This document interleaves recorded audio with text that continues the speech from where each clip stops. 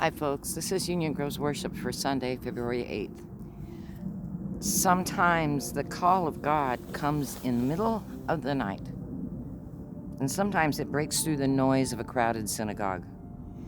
This week, we hear what happens when we choose to listen and when we dare to act on what we've heard. Please pray with me. Holy One who speaks through the silence and the storm, open our ears to your truth. Make us bold enough to listen, humble enough to learn, and brave enough to follow.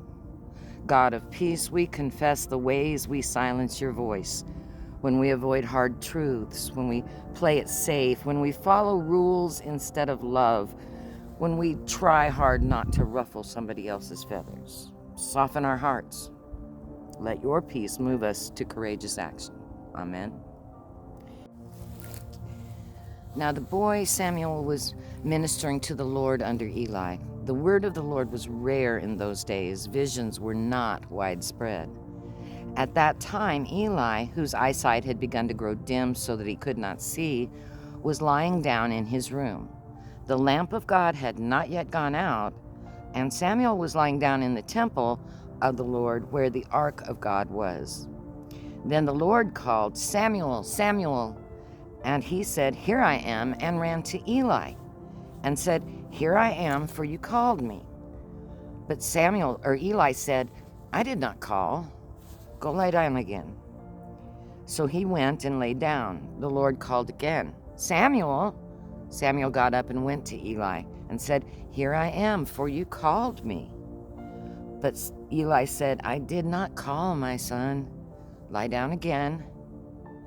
Now Samuel did not yet know the Lord, and the word of the Lord had not yet been revealed to him.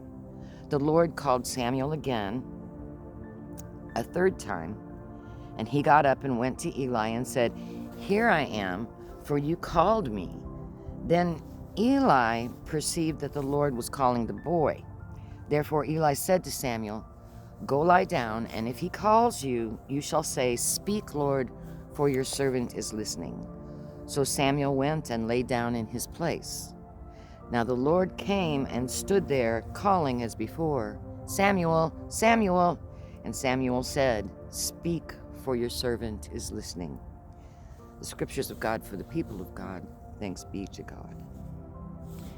It starts in silence, a whisper in the dark, a call you weren't expecting or weren't sure was real. "Samuel, Samuel." 3 times the boy hears it before Eli, half blind and slow to act, realizes what's happening. It's God speaking, not to a priest, not to a prophet, but to a child. And Samuel, with courage bigger than his years, says, "Speak, Lord, for your servant is listening." God still speaks in the quiet, in the margins, through children, through dreams, through the disobedient heart that dares to heal on the Sabbath. The voice of God is not always thundering. Sometimes it's persistent, personal, precise, but it always asks something of us. Jesus walks into a synagogue where a man with a withered hand stands off to the side. The religious leaders are watching him, not to learn, not to worship, but to accuse. Will he heal on the Sabbath? Will he break that rule? Of course he will, because the rule was breaking the man. Jesus asks, "Is it lawful to do good or to do harm on the Sabbath, to save life or to kill?" And they're silent, not listening for God, just listening for an excuse to condemn. That's the danger of silence that serves comfort instead of justice, of obedience that ignores suffering, of religion that follows rules and forgets love. God spoke to Samuel in the night, but God's silence in the synagogue was deafening because God refuses to co-sign cruelty. The truth is this: when God speaks, it disrupts things. When Jesus acts, it divides the room. Some celebrate the healing, some plot to destroy him. But the man, he stretches out his hand and he is made whole. Sometimes the voice of God sounds like a whisper. Sometimes it sounds like a question. Is it lawful to do good? Sometimes it sounds like your own name. Sometimes it sounds like your conscience or the cries of the hurting. But it always calls us back to love.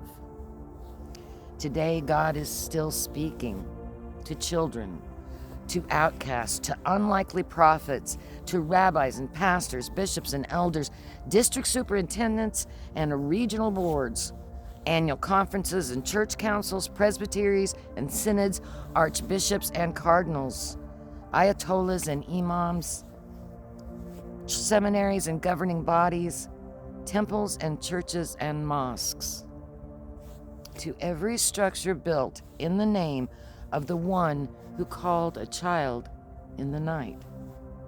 The voice still calls. The question still stands. The silence still echoes.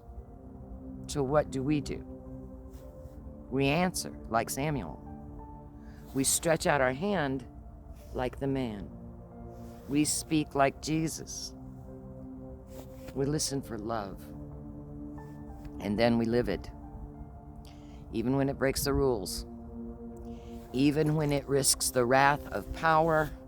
Even when no one else moves.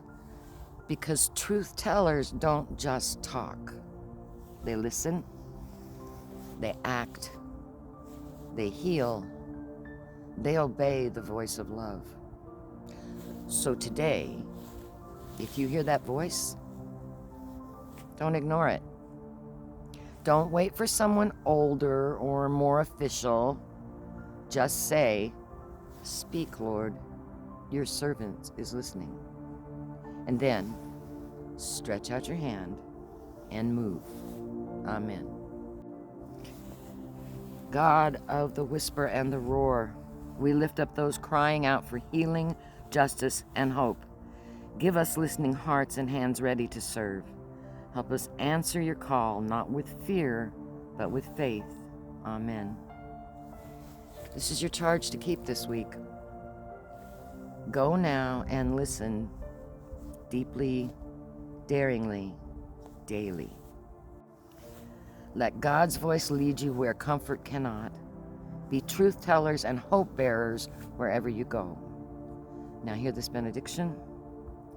May the God who called Samuel in the night, the Christ who healed with holy defiance, and the Spirit who speaks still go with you, speak through you, and bless the world through your listening. Amen. And I'll see you next Sunday.